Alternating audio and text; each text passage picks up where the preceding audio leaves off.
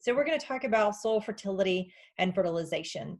This time of year, especially as we start moving into our warm season and the utilization of our warm season perennial forages, such as Bermuda grass or Bahia grass, a lot of us are already thinking about or planning, or depending on where you are in the state, you may have already actually made a fertilizer application on those warm season perennials here in Texas. It really will depend on where you are in the state on your timing of fertilization. Obviously, if you're further south, southern part of our state obviously gets warmer quicker, as opposed to those of us that are in the northeast or other parts, more northern parts of East Texas. I am located at the Overton Center, if you're not familiar.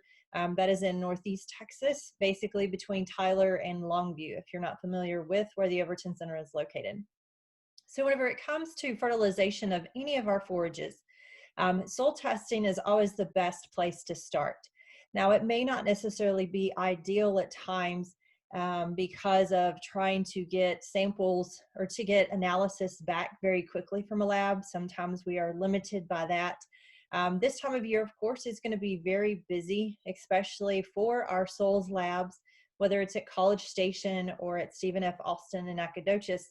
This is a very busy time of year because most people are just now, as our Bermuda grass is starting to grow with this warmer weather, we're just now starting to think about, oh, I need to be collecting my soil samples and having them analyzed. So they get kind of overwhelmed with samples. So it takes longer to get those samples back and to get that analysis in time to make an adequate decision about our fertility programs for that season.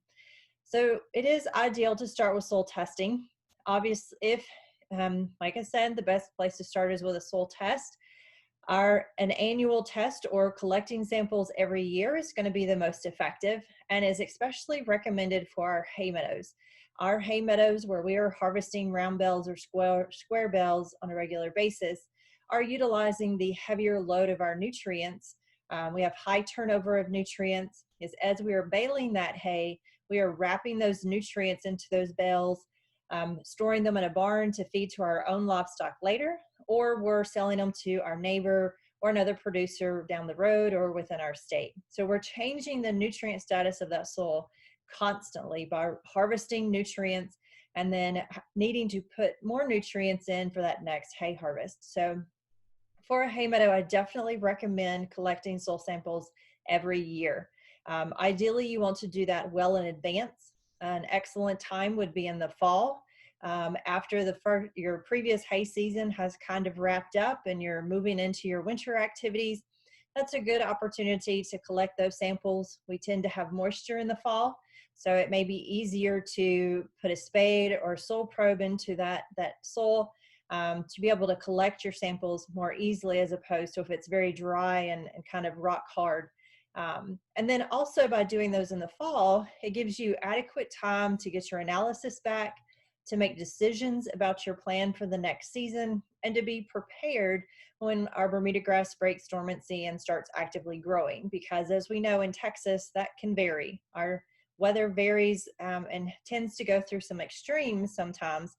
So it may not be necessarily, we may have a late start to our hay season, or we may have an early start to our hay season. So if you've already had that analysis done ahead of time, that can save you some time, help you make those decisions in advance. Now, in a grazing situation, a lot of us have livestock, be it cattle or horses. They are actually recycling a majority of those nutrients that they're consuming. Ruminants, such as cattle, keep only about 10 to 30% of the nutrients they ingest. So the other 70 to 90% of those nutrients are being recycled back into your soils through their feces and their urine. So they're recycling those nutrients. So we don't have quite as high of a turnover of nutrients within those pastures as we do in a hay meadow. So in order to collect soil samples, we can use a sharpshooter or a shovel, or we can borrow a soil probe from our county extension agent. Oftentimes, they can help provide, or they can allow you to borrow a soil probe. Oftentimes, they are more willing to allow you to borrow that soil probe if you show up at their office with a fresh cup of coffee and maybe a kolache or a donut. Sometimes I've learned those things get you very far, or can get you a lot of get you a lot of assistance. Um, so in collecting those samples for a routine soil analysis, we only need about 6 inches of soil. Now we want to make sure that we don't have any thatch, any roots within that sample that we're sending to the lab. So a routine soil analysis that will tell you your soil pH, your primary nutrients, including nitrogen, phosphorus, and potassium, your micronutrients, that will only require from 0 to 6 inches of soil. So you want a good representation of those fields as well. So we need to treat each management area separately. So a management area would be defined as less than 40 acres and that is managed, has the same forage species and is managed the same. So if you have a 50-acre hay meadow and 100 acres of pasture, those would be considered very two separate management areas. And that pasture, you may actually need to send 2 samples since it's 100 acres, since it's obviously significantly more than just 40 acres, but you're treating them differently. They may be different forage species, so you would need to sample both of those locations separately. They may be they're obviously managed differently, different level of inputs. You're going to be fertilizing that hay meadow much more significantly at higher rates typically. So you need to be mindful of that. So if you have different forage species, different management, whether it's a pasture or a hay meadow, or maybe it's a new established pasture you're going to newly establish, that would also indicate a different level of management that needs to be, that information needs to be given to the soils lab so they can give you the best recommendations for that management area. So once you've determined your areas where you're going to collect your soil samples, we want to make sure we have a good representation of that entire field, because we're not just going to fertilize, 100 square feet that's right there within the fence line, within the gate. You're going to be applying fertilizer across that entire acreage, that entire pasture or hay meadow. And there's going to be variability within those fields because of soil. You may have some soil variability, just some natural variation in those soils and within that environment.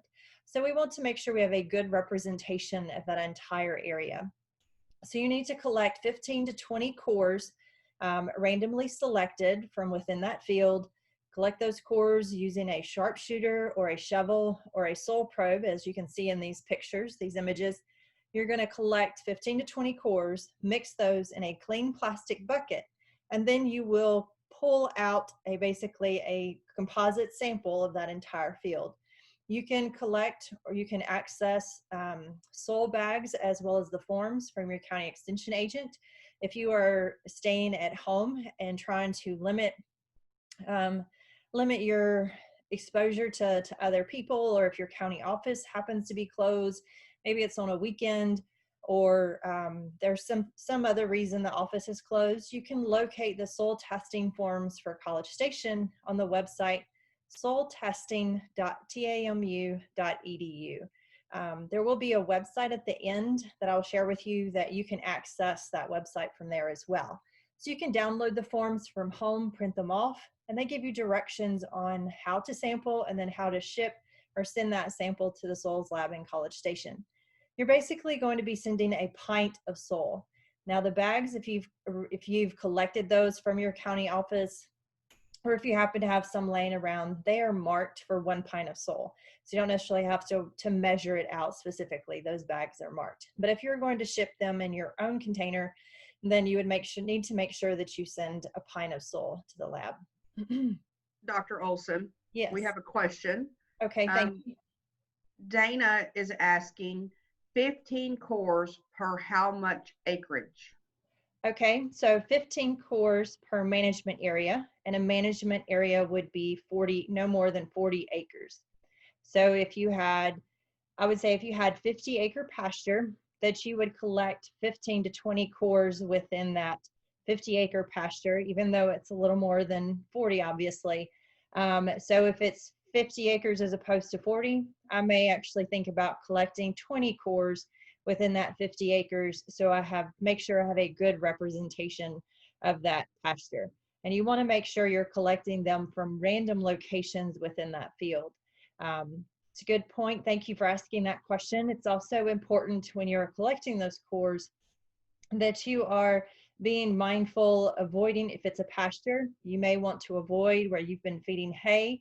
Where cattle congregate, there tends to be a lot of urine and feces, so potentially a high nutrient load with specifically directly in that part of the pasture. Um, so those are some things to pay attention to. They may congregate around a mineral tub that you have sitting in the field, or around a tree for shade, what have you. So make sure you get a good representation of that entire field. Thank you, Joe. All right, so once you've received your soil analysis, I've actually blown up what it might look like, so it's a lot easier to read on the screen. But this will look very similar. It will have your name and information on the form or the analysis that is sent back to you.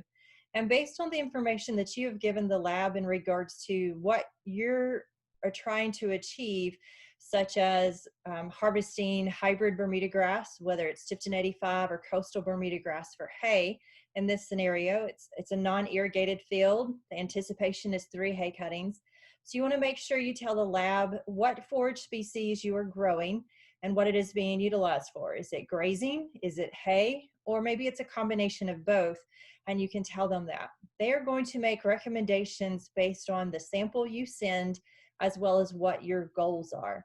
And they are going to give you an optimum recommendation to optimize productivity, nutritive value of that forage as well, without over applying nutrients to the point of which it would be harmful to the environment as well as harmful to your pocketbook.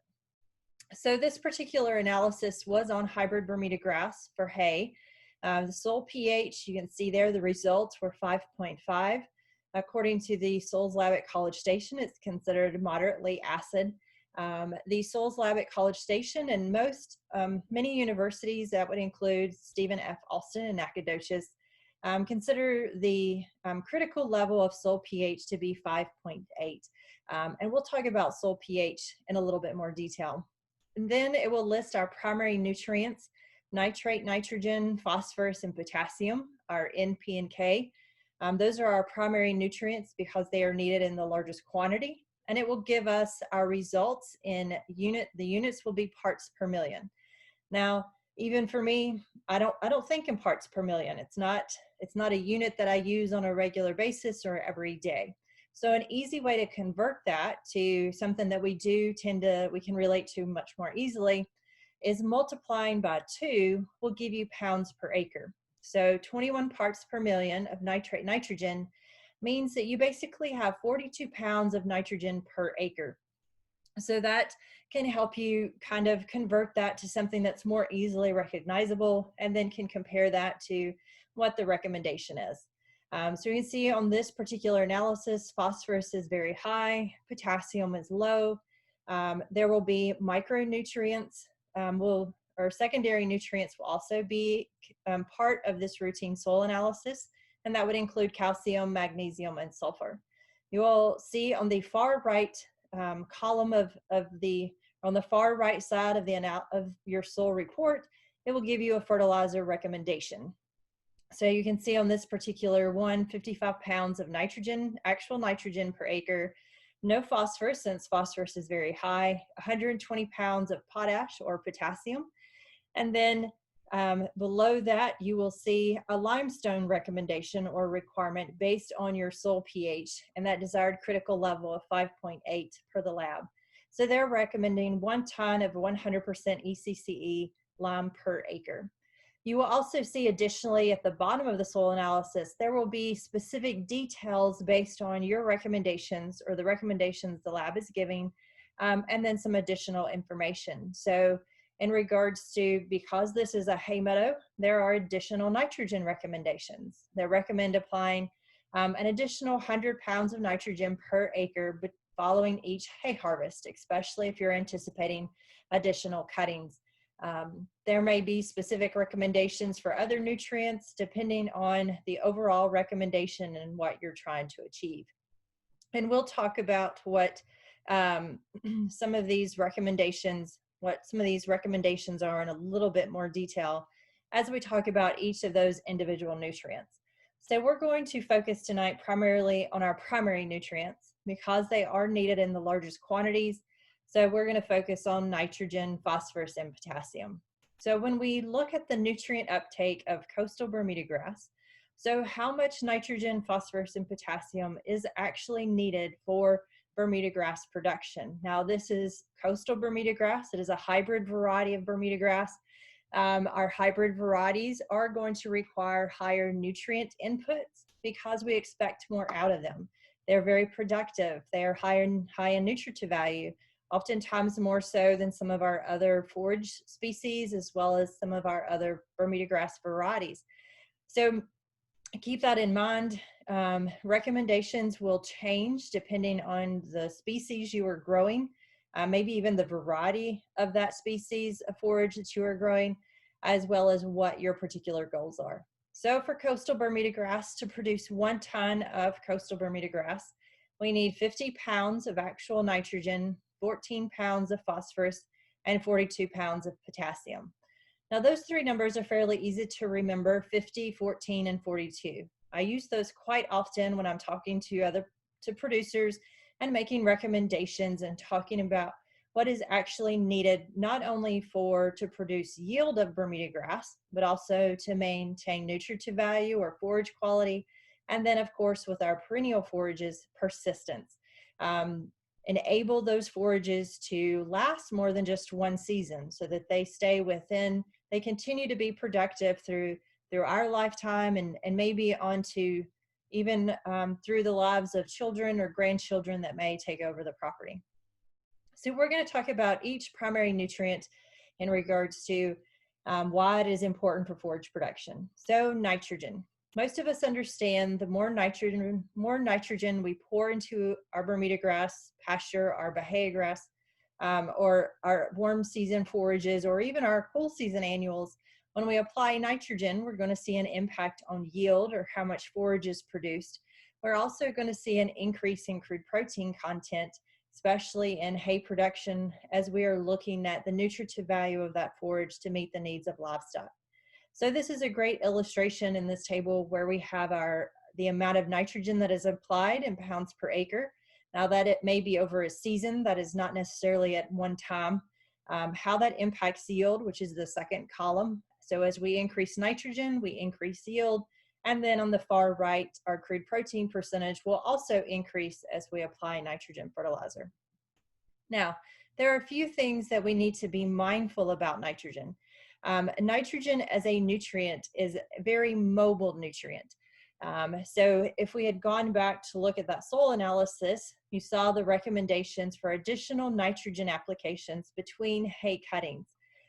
You will often see recommendations, and that is a recommendation to split our nitrogen applications. Because nitrogen is a mobile nutrient, nitrogen can escape into the atmosphere or volatilize. So it escapes into the atmosphere as a gas, and then it's no longer available for those plants. It can leach in our soils, especially our very sandy soils. If we have heavy rainfall events after making nitrogen applications, that nitrogen could move deeper into the soil profile away from the root structure of those plants and decrease our effective or efficient use of that nutrient. We can also lose nitrogen to denitrification by microbes in our soil. So that is why we recommend splitting our nitrogen applications so that we can increase nitrogen use efficiency. And so splitting our nitrogen applications, making sure that we make those try to time those nitrogen applications prior to some good moisture, not a heavy downpour that's going to lead to leaching, but good adequate moisture that will incorporate that nitrogen into the soil and ultimately lead to plant uptake. So a lot of times we can just follow some recommendations on timing to reduce the potential loss and splitting those nitrogen applications. I tend to not recommend applying any more than about 100 or 120 pounds of nitrogen per acre at a time. It's typically better to apply less than that at any given time and make multiple applications following hay harvest prior to good rainfall events if we're fertilizing a pasture and we need to increase that forage production. So we have several sources of nitrogen Anhydrous ammonia has the highest percentage of nitrogen, 82. Obviously, it is highly volatile. It is a gas under normal conditions and then liquid under high pressure and low temperatures. And anhydrous ammonia is very dangerous to handle. So it's not something that's readily available to us, oftentimes in agriculture, and especially in pasture and hay production. But anhydrous ammonia is basically the source of most of our nitrogen fertilizers that we are using on a more regular basis. Urea is the next nitrogen source. It's 46% nitrogen. There's no phosphorus or potassium. It is a dry product. It's commonly readily available throughout Texas, no matter where you might be located. It is very water soluble and easily available to our plants.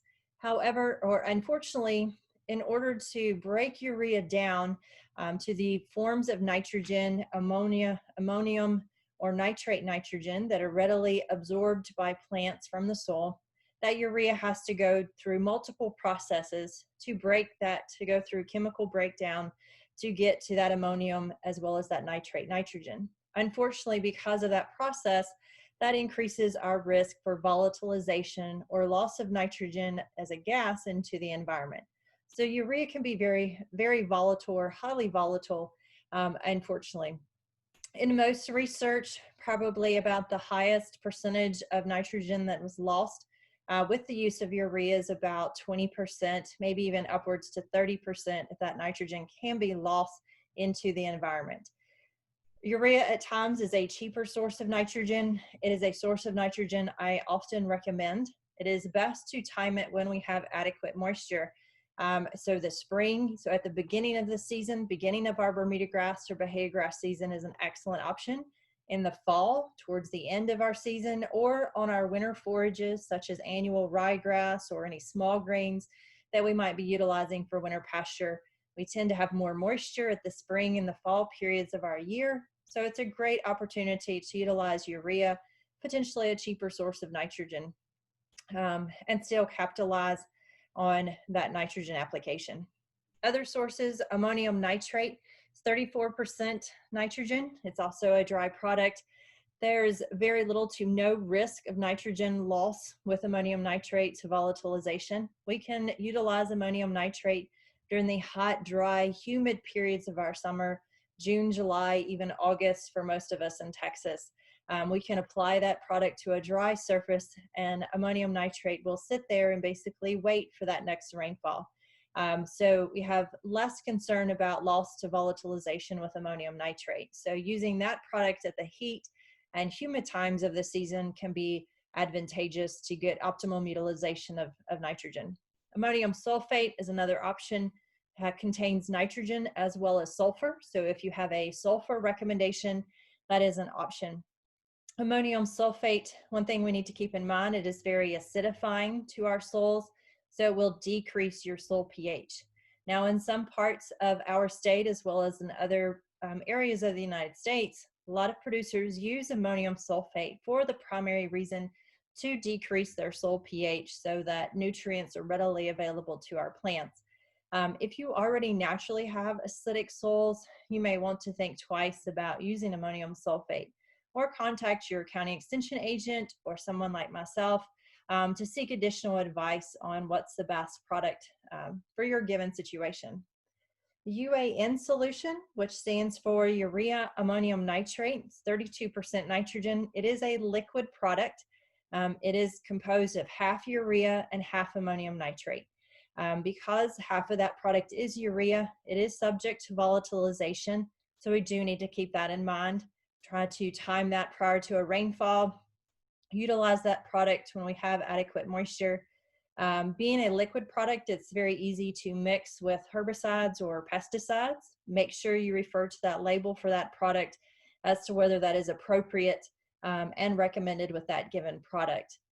Many of our dry products, our dry fertilizers, can be impregnated with some very limited herbicides. So you will have to check with your retailer on what options they might have if you are looking to apply fertilizer along with your herbicide or herbicide along with your fertilizer. So we do have quite a few options in forage production on combining those products. So when I talked about urea and volatilization, that is obviously a concern, and there are products that would fall under the category of or be defined as enhanced efficiency. They are products that were developed to enhance the efficiency of urea, so to slow down or to decrease the risk of volatilization. So here are 3 products that have had some significant research to determine whether they are effective as well as economical. So agrotane and NutriSphere are urease inhibitors. So they slow the breaking down of urea into ammonium and nitrate nitrogen in order to reduce that risk of volatilization. The ESN Smart Nitrogen is actually a polymer coating that allows, as that polymer coating slowly comes apart or slowly disintegrates from that urea molecule, it is basically slowly releases the nitrogen from that urea. So some research from the University of Georgia had looked at the impact of these enhanced efficiency products on the impact of Bermuda grass yield. Agrotane had a significant impact on yield compared to Bermuda grass that had urea by itself applied. So illustrating that there was some loss of that nitrogen on that urea with no enhanced efficiency product, whereas the agrotane reduced the volatilization, so increased the utilization of that nitrogen for Bermuda grass production.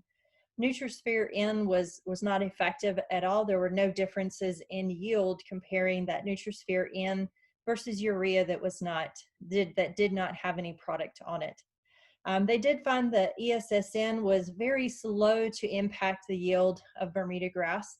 They did not necessarily see an impact on yield into the second or even the third cutting because of that very slow release of that product. So it was effective, but it really delayed the release of that nitrogen for that Bermuda grass. These products tend to be very economical. They may add a little bit of cost, but they can be very, 2 of them at least are effective, so that cost can be, we can realize that cost and yield if we're using urea at a time where volatilization might actually be at risk. All right, so moving on to our second primary nutrient, phosphorus. Remember, to produce a ton of Bermuda grass, we need 14 pounds of phosphorus.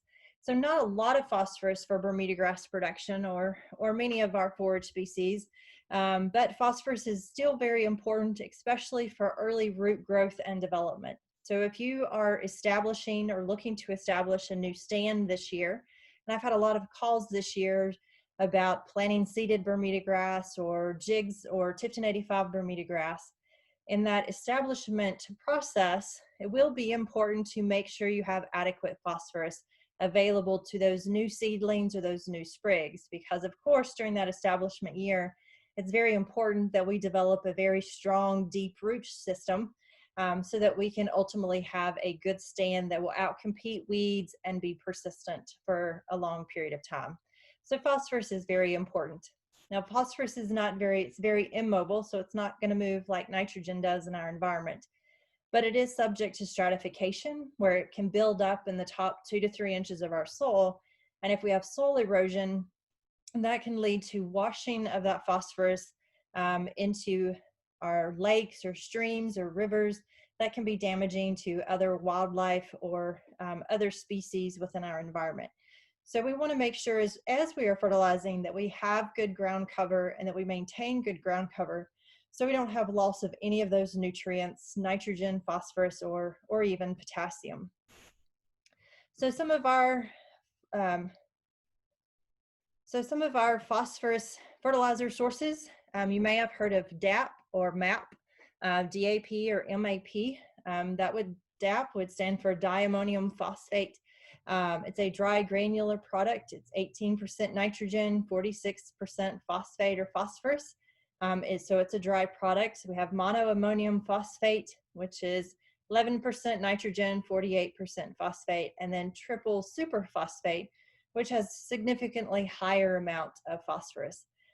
Like I mentioned, for most of us, Phosphorus is not necessarily been overly harvested per se in our soils, but it is important that we pay attention to our soil analysis on what level of phosphorus we have. We may need to add additional phosphorus, especially for those newly established plants that are trying to develop a new or build a root structure. Our third primary nutrient is potassium. I like to say potassium is for persistence. If you have very sandy soils, like many of us in East Texas, we are unfortunately naturally deficient in all of our nutrients, and even more so in potassium. Now, as we move west into some blackland clays or some heavier soils in other parts of our state, those heavier soils hold on to potassium much more effectively than our sandy soils do. So we need to be mindful of potassium that's available within our soils, and base that, and also look at the forage species that we're trying to grow and to produce. So potassium is important for water use efficiency, so drought recovery, drought persistence of our forages, disease resistance, as well as cold hardiness. In my time here in East Texas with Texas A&M AgriLife Extension, I've seen a lot of loss of Bermuda grass stands as a result of a potassium deficiency. That potassium deficiency may have led to a loss of a stand following a drought, similar to the drought we had in 2011, or it may have led to some disease or fungus issues that decrease the productiveness of that Bermuda grass stand. So make sure we are paying attention to our soil analysis and what is recommended. So like I said, potassium is for persistence. This is an excellent illustration. The plots, the one on our left, you see that adequate nitrogen, phosphorus, and potassium was applied. We have a very pretty stand of coastal Bermuda grass. On the far right, we have the same stand, supposedly of Bermuda grass. We didn't apply any potassium. And if you can look through the weeds or the undesired red sorrel that's growing in that plot, you may actually see some bare ground where the Bermuda grass has actually started to thin. So potassium is very important. Now, a couple of things, or one thing we need to keep in mind with potassium, especially with Bermuda grass. Bermuda grass can be a luxury consumer of potassium, kind of like kids in a candy store. If you turn kids loose in a candy store, they would consume as much as they possibly could, or as much as you would let them in that given period of time. Bermuda grasses can be very similar. If you apply very high rates, greater than say 100 pounds of potassium at a time, if you applied that at the beginning of the season, say your recommendation was 120 pounds of potassium per acre.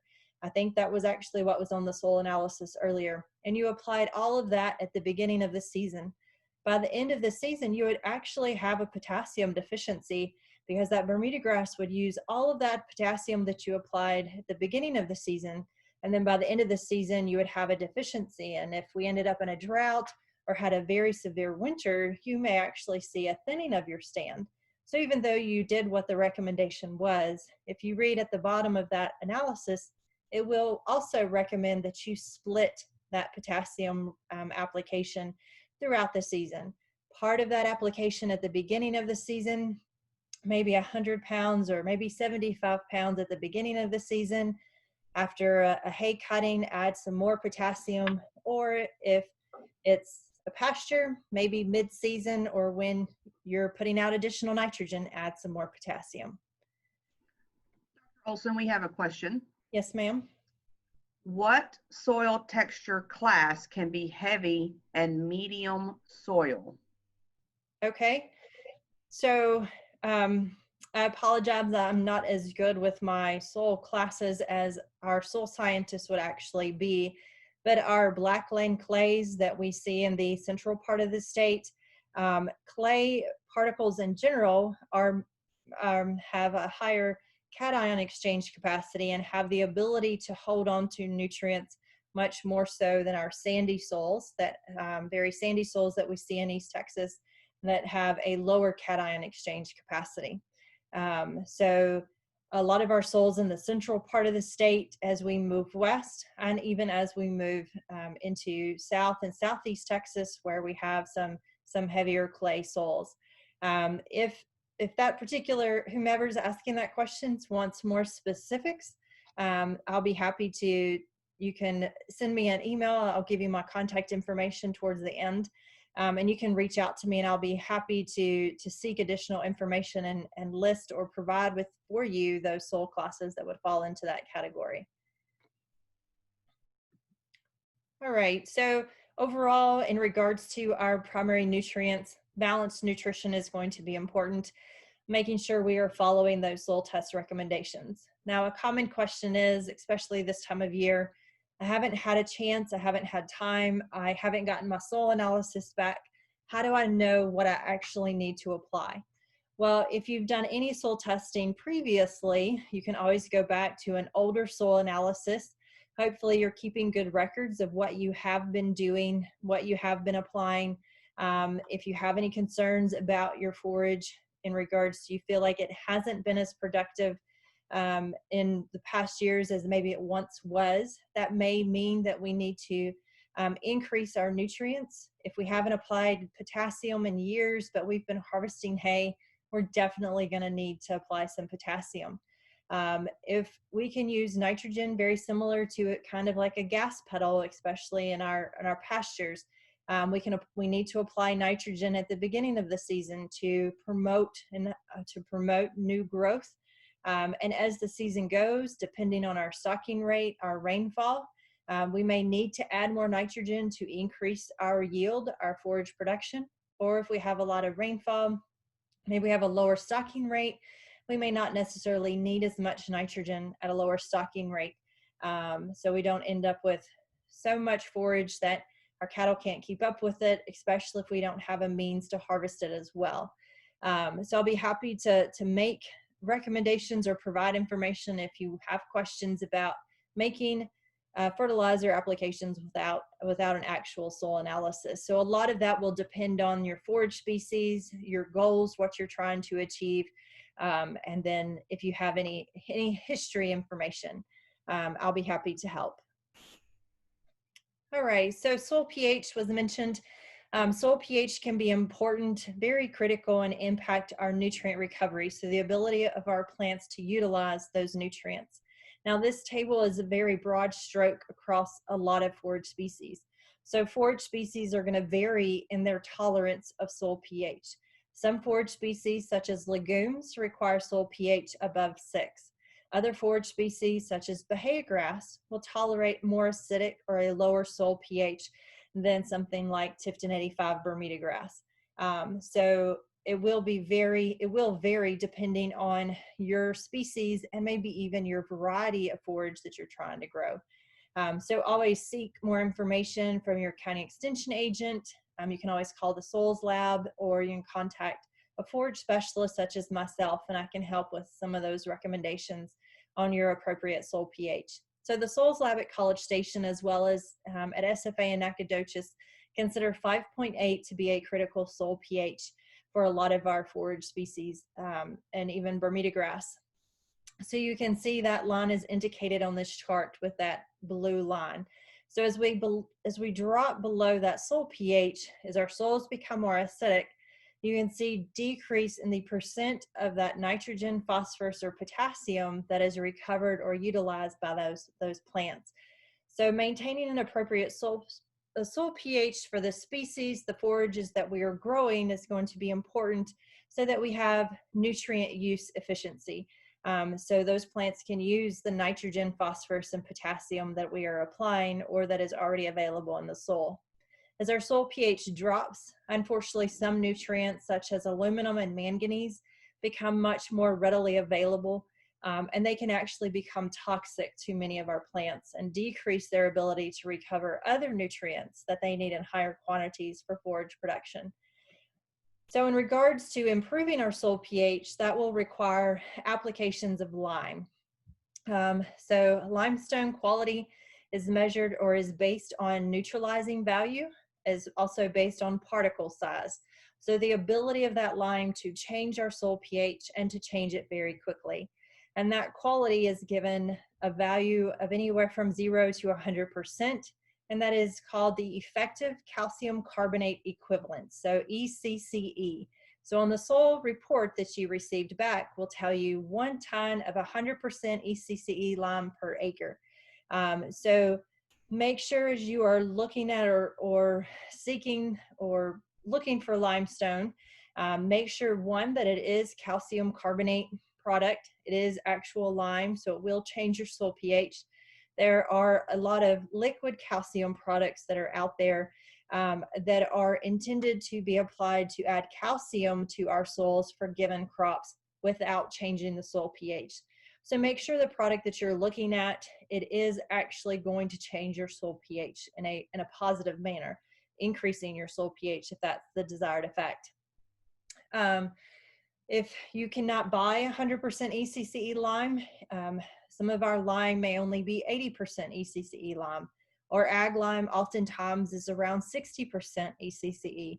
We would need to alter the amount of lime or add more lime at a lower ECCE value to have the same impact that a higher quality product would have. So if you have questions about that, about the products that you have access to, I'll be happy to answer those questions. So here's on a report, you can see the 1 ton of 100 ECCE per acre. So that is perfect limestone. It will change your soil pH very quickly. It's a very small powder, so it will easily be absorbed and be able to change your soil pH. All right, another common question I get, there are other products out there such as liquid lime. Liquid lime is an option. It will change your soil pH very quickly. It is made with very fine particles, very high quality lime. So it has high neutralizing value. It is also will be absorbed very easily and quickly into your soil, so it will change your soil pH very quickly. It may be easier to get a more even distribution since you are spraying that product as opposed to kind of slinging it. The only or some disadvantages, keep in mind, because there is water in the liquid product, water weighs more than a dry product. So there may be some added expense as well as trucking expense because of the additional weight. So keep that in mind.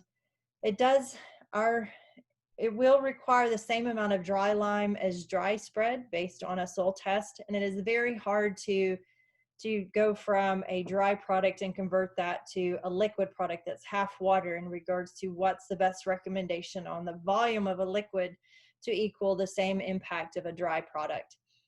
So there are pros and cons to the use of a liquid product. It may be depending on the slope of your property. A liquid may be easier to apply than a dry product. It will just depend on your particular situation, what's available, and the economics of those different products. There are also a lot of pelletized lime products. They are often made with high quality lime. They can have some benefits. I would look at the economics of those products and make sure that you're not adding or you're not paying for a lot of additional material within that particle, within that pellet, that's not necessary or not needed or is not going to have any impact on your forage production. So just look at the economics. Pelleted lime is probably much easier to handle in a smaller acreage or a smaller area, such as a garden or a flower bed. But it may be economical and effective. So seek more information as you come across some of those products. Speaking of alternatives, there are some alternative nutrient sources. Some of them are positive. Some may not necessarily be. Animal manures can be an excellent alternative option to our nutrients.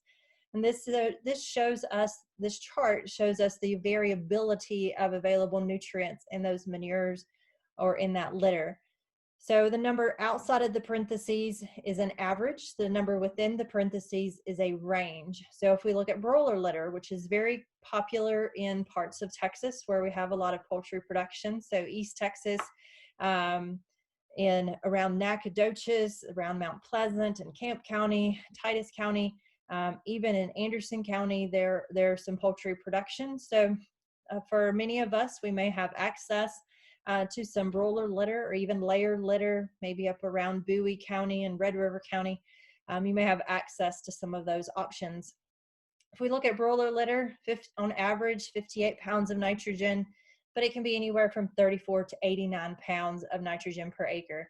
And you can see the variability in our other nutrients. Poultry litter, especially broiler litter, does tend to be considerably higher in phosphorus than it does our other nutrients, oftentimes even more phosphorus than nitrogen.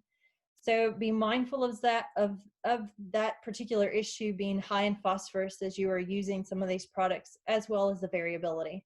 We are very lucky at College Station as well as in Nacogdoches at SFA. Our soils forage testing labs at both of those universities will also evaluate or test animal manures for you. So if you've purchased some broiler litter, you can send a sample of your litter to College Station or Nacogdoches, and they will tell you exactly how many pounds of nitrogen, phosphorus, and potassium are in a ton of that given product. Now, unfortunately, a lot of times we have to buy that product or maybe even apply it before we can ever get it analyzed. But even if we've had to apply it prior to having it analyzed, it gives us a better idea of what we've applied and whether or not we need to make adjustments based on a soil test or what is recommended for that forage species and that production that we're looking for.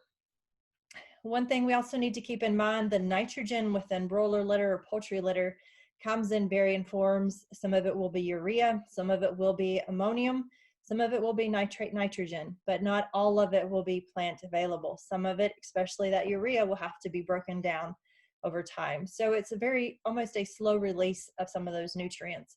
So if we're applying poultry litter at the beginning of the season, I would recommend top dressing with additional source of nitrogen, especially to promote that first cutting, or to kind of kick off our season when we have some good moisture.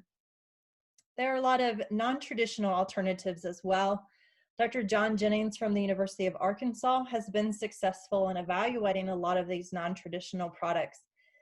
In this chart, we have our treatment on the left, and then on the right, we have our dry matter and yield in pounds per acre from the highest production all the way down to the lowest. This was on Bermuda grass in Arkansas. As you can see, our non-traditional products such as the fish emulsion, the Monty's plant food, the C90 mineral, all are at the bottom or at the lower producing of those Bermuda grass plots. Now, if they were applied in addition with some traditional sources, we see that they had more forage production. So being mindful of a lot of those non-traditional products. One, make sure they are actually supplying nitrogen, phosphorus, and potassium. Pay attention to their recommendations. A lot of times their application rates are very minimal and are not necessarily applying a lot of nutrients based on their application rate. So if you come across a product that sounds too good to be true, a lot of times it might be, or it probably is too good to be true. Seek more information. You have excellent resources available to you. Your county extension agents, specialists such as myself, we're happy to help to find more information about something that you're not familiar with, and help you make a more informed decision that fits within your production system. So seek more information anytime you have a question. I will answer any questions that you might have. Before everybody leaves, I would like to make a couple of kind of advertisements. This is my website. So foragefacts.tamu.edu. You can locate my contact information, my phone number, and email address. If you have additional questions, such as the soil classes that would fall into a higher soil pH category, I'd be happy to answer any questions that you might have. I am trying, especially during this time, as Extension is moving more towards web-based, especially since most of us are staying at home, trying to stay safe and healthy. I will try to post some of those events that are available to you from Texas A&M AgriLife Extension, not just about forage production, but that around land ownership, beef cattle production, livestock production, things I think many of our producers in East Central Texas and other parts of our state might be interested in. I'll try to keep those on this website, so it's a good source for that information. Other publications that you might be interested in that can answer questions about fertilization or hay production or weed control. You can subscribe to this website. Anytime I post new information, maybe it's about an event, maybe it's about an issue, a specific weed issue or economic issue, I tend to post those and you would receive an email.